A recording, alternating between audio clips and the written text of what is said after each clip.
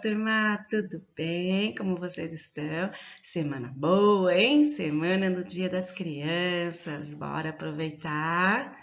É isso aí, mas tem que reservar um tempinho para os estudos, hein? Não se esqueçam, tá bom? Então vamos aí começar a nossa 29ª semana de aula de português e bom estudos e ótimo dia e semana para vocês, tá bom? Beijos, até mais. Então, vamos para a página 114, na unidade 15. A professora vai ler o texto 1, chamado com o título de Que Tromba! Observe as imagens que acompanham o texto a seguir. Leia também os subtítulos do texto e a fonte de onde foi tirada a informação. Que informações você acha que encontrará nesse texto? Então, a fonte aí, ó, foi de uma escola britânica, certo? E o subtítulo do texto, elefantes, tá bom? Introdução. Os elefantes são os maiores animais terrestres vivos. Características físicas. Os elefantes têm a pele grossa, rugosa e pouco peluda. A cor varia de cinza a marrom. Sua tromba é uma extensão do nariz e do lábio superior. O elefante usa a tromba para levar alimentos à boca. A tromba também suga a água e a despeja dentro da boca. O elefante asiático pode chegar a 3,5 metros de altura. O elefante africano é mais alto, podendo ter até 4 metros de altura. Suas orelhas são maiores também.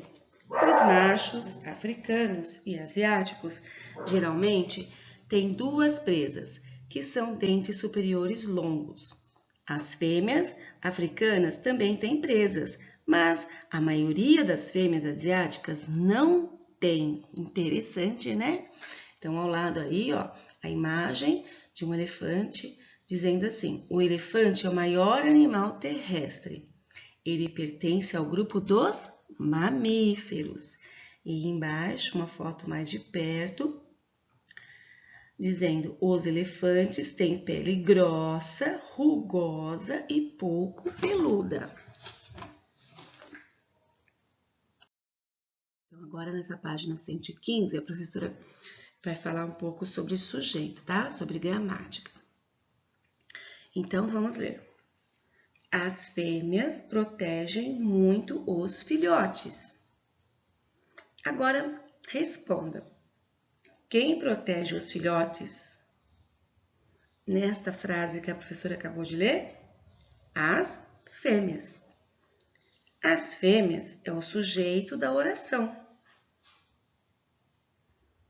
Para acharmos o sujeito, perguntamos ao verbo o que ou quem.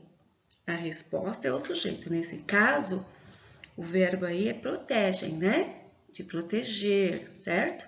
Então, fizemos a pergunta: quem protege os filhotes? As fêmeas. Então, elas são o sujeito da oração, ok? Então, para saber um pouco mais, prestando atenção. Sujeito simples. Possui apenas um núcleo e este vem exposto. Olha que está grifado em vermelho aí. Está escrito e grifado em vermelho. Os homens destroem a natureza. Olha a pergunta.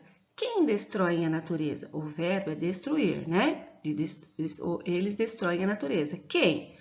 Os homens. Então, os homens é o sujeito que fez a ação, tá? Então, é o sujeito da oração aí, ó.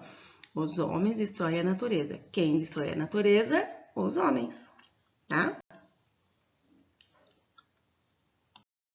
Entendendo um pouco mais sobre o que é um sujeito simples, tá? Então, um sujeito simples é aquele que possui apenas um núcleo, ou seja, apenas uma palavra principal e mais importante. Exemplo: minhas tias chegaram de viagem. Então, no exemplo acima, o sujeito é minhas tias. A palavra mais importante é apenas uma, tias. Assim, temos um exemplo de sujeito simples. É importante destacar que um sujeito simples não é necessariamente uma palavra no singular. Para identificarmos o sujeito de uma frase, basta nos perguntarmos quem praticou a ação ou observarmos a quem que o verbo da frase faz referência. Então, no caso aí, quem chegaram de viagem, né? Minhas tias. Então, o verbo aí é chegar, certo? Vamos observar mais 2 exemplos. Camila fez uma prova hoje. Quem fez uma prova hoje? A resposta é Camila. Logo, Camila é o sujeito da frase, que fez a ação, tá? O sujeito tem apenas uma palavra e, assim, um único núcleo. Por esse motivo, ele é classificado como sujeito simples. Os professores entraram de férias. Quem praticou a ação de entrar de férias foram os professores, e por isso esse é o sujeito da frase. Como o núcleo do sujeito consiste em apenas uma palavra, professores, o sujeito é simples. Então, quem entraram de férias? A gente faz a pergunta e descobre o sujeito. Os professores. Entraram é o verbo, ok? Agora a professora vai ler essa historinha para vocês, chamada de Alegria, de Fábio Gonçalves Ferreira.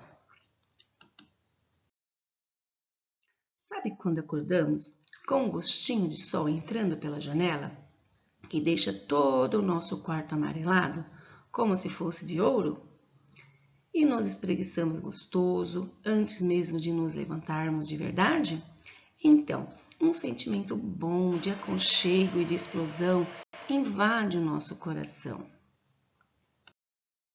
Esse sentimento é o que chamamos de alegria.